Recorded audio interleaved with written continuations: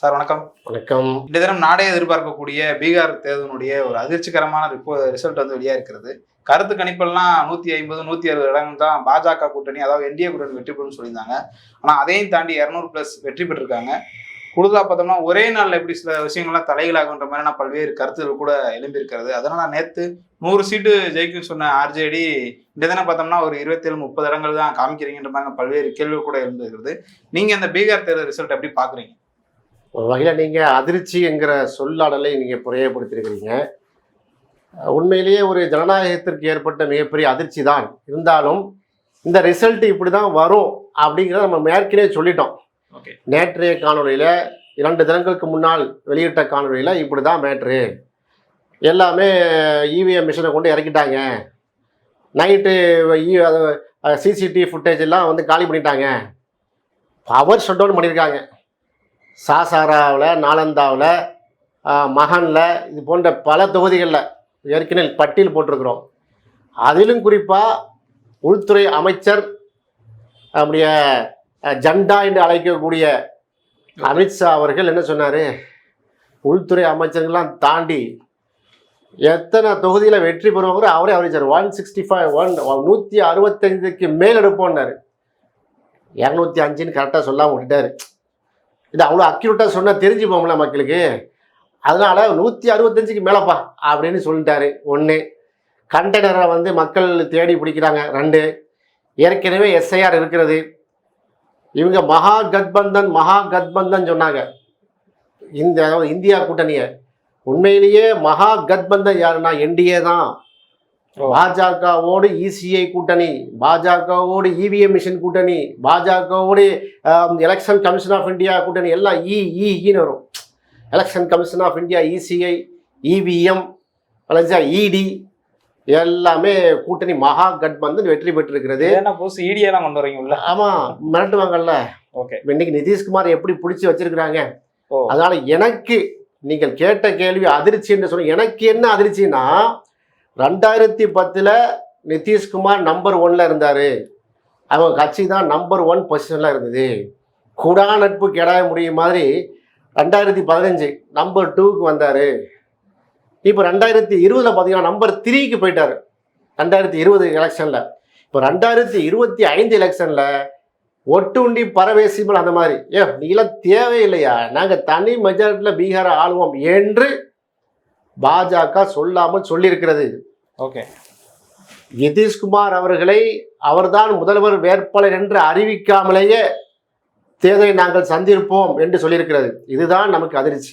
ஒரு மாநில கட்சி அங்கே கோல வச்சக்கூடிய 2 தான், ஆர்ஜேடி ராஷ்டிரிய ஜனதா தள் லாலு பிரசாத் யாதவுடைய கட்சியும் ஜேடி ஜனதாதள் யுனைடெட் கட்சியும் 2 பேரும் தான் போட்டியாக இருந்தது. இன்றைக்கு 2 மாநில கட்சியும் காலினா நேர்மையான முறையில் காலி இல்லை, இவிஎம் மூலமாக காலி, எலெக்ஷன் கமிஷன் ஆஃப் இந்தியா மூலமாக காலி, இடி மூலமாக காலி, இப்படி பண்ணியிருக்காரு. இந்த அடிப்படையில் இந்த ஆஸ்பெக்டில் எனக்கு பெயர் அதிர்ச்சி தான். இது தொடரக்கூடாது, ஜனநாயகத்துக்கு மிகப்பெரிய கேடு. இந்த அப்பன்னா மோடி நிதிஷ்குமார் அவங்க கூட்டணி வெற்றி செல்லான்னு சொல்ல வரீங்களா? நம்ம என்ன சொல்கிறோம், அந்த இவிஎம் மிஷின் இருக்கும் வரை மோடிஜியை அசைக்க முடியாது. எலெக்ஷன் கமிஷன் ஆஃப் இந்தியாவை முழுக்க அவர் கட்டுப்பாட்டில் இருக்கிறது. யாராவது ஒரு ஆள் கேட்குறாங்களா, எப்படியா எலெக்ஷன் முடிய முன்னாடியே எப்படி அமித்ஷா ஒவ்வொரு எலெக்ஷன்லையும் கரெக்டாக அதை டேலி பண்ணி சொல்கிறாரு, 165 இதுக்கு மேலே வெற்றி பெறுவோம், என்டிஏ வந்து தனி மெஜாரிட்டியில் ஆட்சி அமைக்கும், பாஜக மிகப்பெரிய வெற்றி, எப்படி சொல்ல முடியுது? சொல்லிடுவேன், உள்துறை அமைச்சராக இருக்கிறாரா, சொல்ல வேணாம் சில வார்த்தைகளை. அதனால வந்து கள்ளம் பெருசா காப்பாம் பெருசா தான், கள்ளம்தான் பெருசு என்பதை தெளிவாக உணர்த்திருக்கிறது பீகார் தேர்தல். அவங்க என்ன சொல்றாங்கன்னா, பெண்கள் மக்கள்லாம் எங்களை தான் அங்கீகரிக்கிறாங்க, அங்க வந்து பூரண மதுவிலக்கு இருக்கிறது அப்படின்னு சொல்லிட்டு நிதிஷ்குமார் உள்ளிட்ட பல நபர்கள் சொல்றாங்க. சார் நான் என்ன கேட்குறேன் சார், 1 மந்த்தாக நம்ம வந்து கேம்பெயினை பார்த்தோம். ராகுல் காந்தி, தேஜஸ்வி யாதவ் அவர் வந்து எஸ்ஐஆருக்கு எதிராக அந்த 65 லட்சம் பீகார் வாக்காளர்களை நீ எப்படி வந்து விளக்குவ என்று நியாயம் கேட்டு தெருவா போனாங்க. அதாவது irrespective of caste, creed and sex சொல்லுவாங்கல்ல, பொலிட்டிக்கல் பார்ட்டிஸுடைய டிஃப்ரென்ஸுக்கு எல்லாம் பார்க்காம அத்தனை கட்சிக்காரங்களும் எல்லா மதத்துக்காரங்களும் சாதிகளுக்கு அப்பாற்பட்டு திரண்டு நின்றதை பார்த்தோமா இல்லையா? அவருடைய வாகனம் கூட என்ன செய்யல, மூவ் ஆகவில்லை.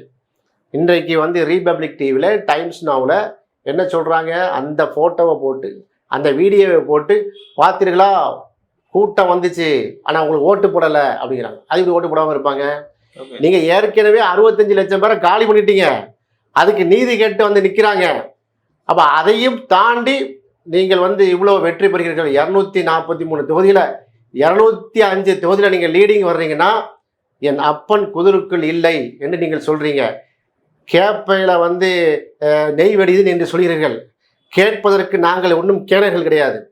அதாவது முழுக்க முழுக்க இது வந்து மிஷின் டாம்பரிங்கு, இது வெற்றியே அல்ல, ஜனநாயக படுகொலை என்பதுதான் சொல்கிறேன். அங்கே இருக்கக்கூடிய ஜனநாயக சக்தியில் வெளிக்கொண்டு வரணும். ஓகே, இப்போ 200 தொகுதிகளுக்கு மேலே வெற்றி பெற்றிருக்காங்க. 200 தொகுதியிலையும் வந்து நீங்கள் வந்து ஃப்ராட்தனம் பண்ணியிருக்காங்கன்னு சொல்ல வரீங்க? நான் அப்படி சொல்லலை. ஓகே, எப்படின்னா ஃபைன் டியூன் எப்படின்னா, அதாவது இப்போ தமிழ்நாட்டில் வந்து நின்றுட்டு பாஜகவுக்கு வந்து நீங்கள் ஒரு 50 தொகுதியை போட்டு விட்டால் என்ன செய்வாங்க, செருப்பு கழட்டி அடிப்பாங்க. எங்கேயா பேசுறதுமாங்க. அதனால தான் அதிமுக சன்னமாக வந்து சிதைத்து அவர்கள் மூலமாக கைப்பற்ற பார்க்கிறார்கள். இதே பாலிசி அங்கே செஞ்சாங்க. கிட்டத்தட்ட 15 இயர்ஸாக செஞ்சாங்க. 15 வருடங்களாக செய்து இன்றைக்கு நம்பர் 1 கட்சியாக யாரும் வந்திருக்குது பாஜக. எப்படி வந்தாங்க? 5% 10% தான் ஃபைன் டியூன் பண்ணுவாங்க. நம்ம திரும்ப திரும்ப சொல்கிறோம், இவிஎம் மிஷின், எலக்ட்ரானிக் ஓட்டு மிஷின், அந்த விவிபேடை நீங்கள் இன்னும் 100% எண்ணி பாருங்க பார்ப்போம். நீங்கள் 100% விவிபேட் அது கூட தேவையில்லை. அவ்வளோ நீங்கள் உத்தம புத்தர் தானே. ஏன் அந்த பீகாருடைய தேர்தலை நாங்கள் சவால் விட்டு சொல்கிறோம் அப்படின்னு சொல்லி நீங்கள் ஒரு பேலட் பேப்பரில் பண்ணியிருக்கலாமே, வாக்கு சீட்டை நீங்கள் பண்ணியிருக்கலாமே. நாடு ஃபுல்லாக பார்த்தீங்கன்னா எஸ்ஐஆருக்கு படிவம் கொடுக்குறீங்களே, அதில் மட்டும் நீங்கள் அதாவது ஒரு காலத்தில் எலெக்ஷன் கமிஷன் ஆஃப் இந்தியா இந்த வாதம் வைக்கும்போது எல்லா எதிர்கட்சிகளும் போய் நீங்கள் மீண்டும் வாக்கு சீட்டிலே தேர்தல் நடத்துங்கள்னு சொல்லும்போது என்ன சொன்னாங்க? காடுகளை எல்லாம் அழிக்க வேண்டியிருக்கும், பேப்பர் தயாரிக்குன்னா மரத்தை வெட்ட வேண்டியிருந்தாங்க. இப்போ எஸ்ஐஆர்னு கொடுத்துருக்கீங்களே, சிறப்பு வாக்காளர் பட்டியல் சிறப்பு தீவிர திருத்தம், அதில் 1 2 பேப்பருக்கு தர்றீங்க. அப்போம்னா காடுகள் அழிக்கப்படாதா? அந்த எஸ்ஐஆர் படிவம், அப்போ இந்த எஸ்ஐஆர் படிவம் பேப்பர் தானே, தாள் தானே. அப்போ அந்த பேப்பரை வந்து அச்சிடுறதுக்கு வந்து காடுகள் அழிக்கப்படாதா? சரி, அந்த கேள்வியெலாம் இருக்கட்டும். இப்படி ஃபைன் டியூன் பண்ணக்கூடிய அந்த மிஷினை டேம்பரிங் பண்ணக்கூடிய ஒரு இடத்தில் வைத்துக்கொண்டு நீங்கள் வந்து எல்லா தொகுதியிலையும் பண்ண மாட்டாங்க.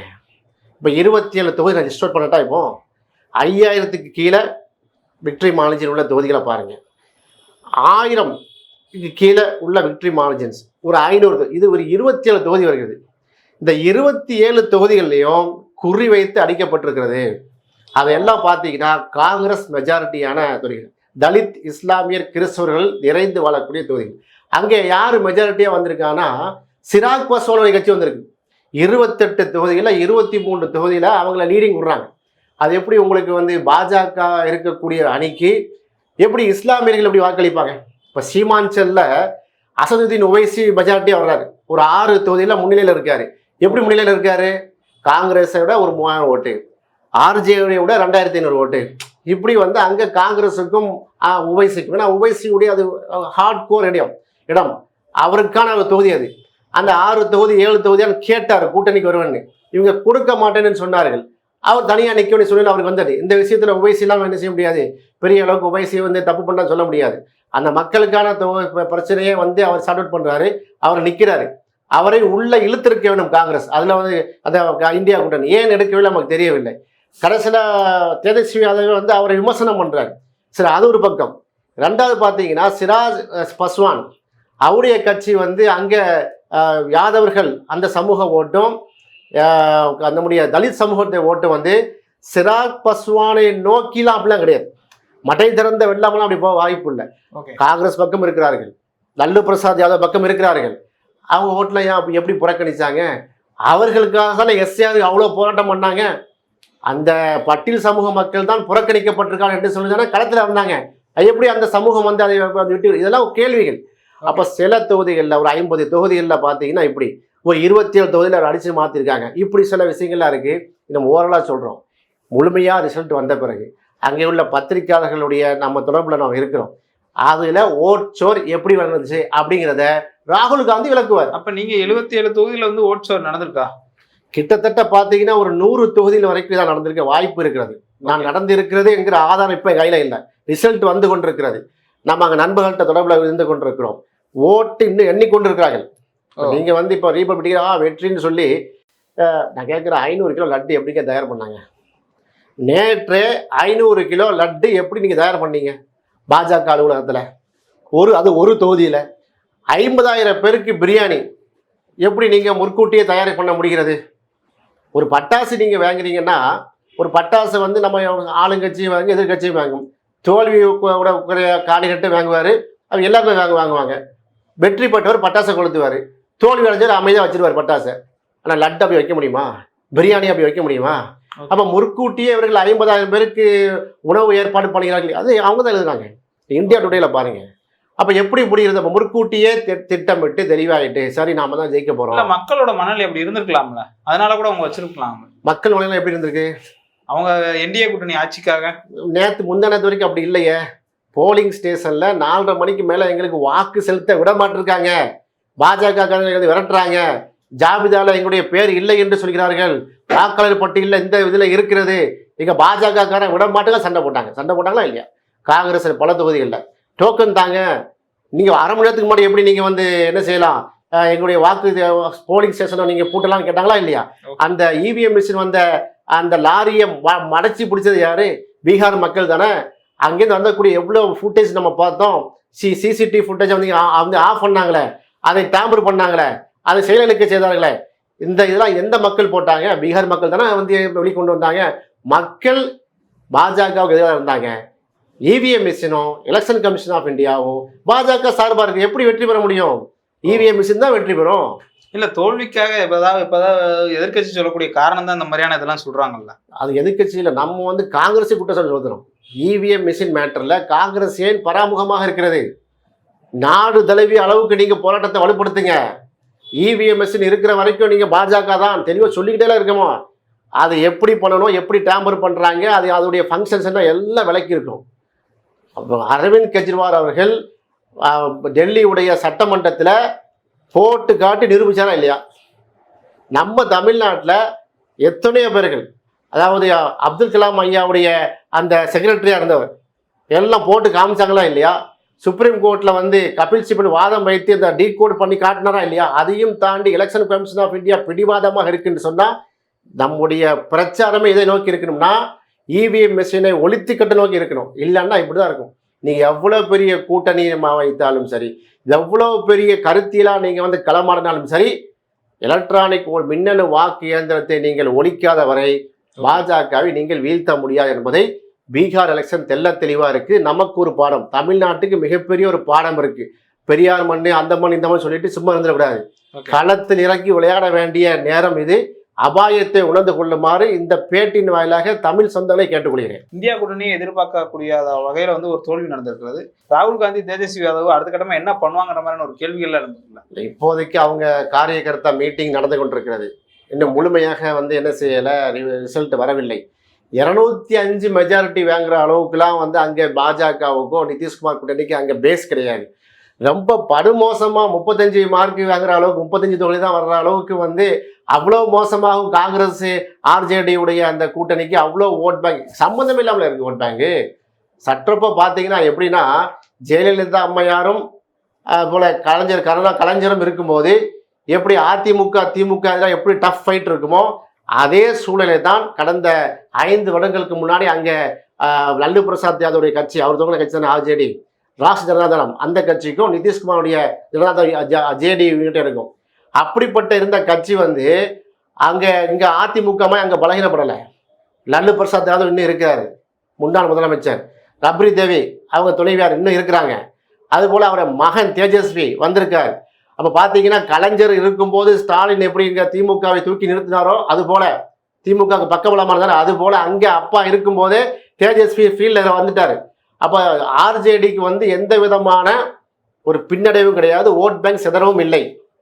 இந்த நிலையில இவ்வளோ தூரம் வந்து தோற்கிறாங்கன்னு சொன்னால் அங்கே கூட்டணி வைத்த பிறகும், காங்கிரஸோடு கூட்டணி வைத்த பிறகும், பாஜகவுக்கும் நிதிஷ்குமாருக்கு எதிரான அவ்வளவு அலையை ஏற்படுத்திய பிறகும் நீங்கள் 243 வந்து ஒரு 100 சீட்டு கூட வாங்க முடியாது என்று சொன்னால் இதை யாராலும் நம்ப முடியாது. எந்த எலெக்ஷன் ப்ரிடிக்ஷனும் வந்து இதை செய்யாது. அது வீதியில் இறங்க தயாராகணுமா? அது மக்கள் தான் முடிவு பண்ண வேண்டும். நாம வந்து இங்கே யூடியூப்ல உட்காந்துட்டு கேமரா முன்னாடி உட்காந்து மக்களே கொந்தளி சொல்லி வேலை இல்லை. அது மக்களுக்காக தெரிய வேண்டும். பீகார் மக்கள் என்ன முடிவெடுக்க செய்கிறார்கள், உண்மையிலேயே வந்து ஓட்டு எங்க போட்ட ஓட்டுலாம் எங்கேருந்து வீதிக்கு வர்றாங்களா இல்லையா என்பதை வருங்காலம் நிச்சயமாக என்ன செய்ய முடிவு செய்யும். ஓகே சார், நன்றி. நன்றி.